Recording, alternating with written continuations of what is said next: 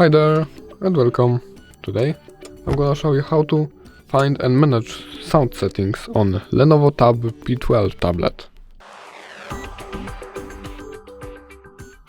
Well, there's two methods how to manage sound settings in this tablet. First of all, all you need to do is click here,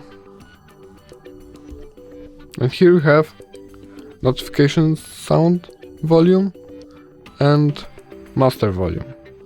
Master volume is for applications, something that you're doing on a tablet, and notification sound volume is for notifications, something like messages or something like that.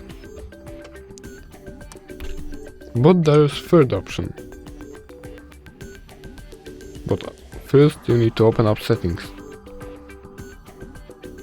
Now click on sounds, and here you have alarm volume. This is volume of your alarm. So you can adjust it here by dragging a zipper. As you can see. And you can just mute it completely.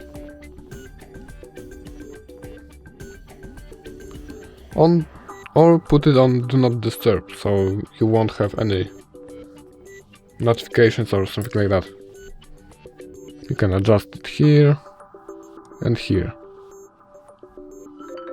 or completely mute it. Well, that's it. I hope I helped.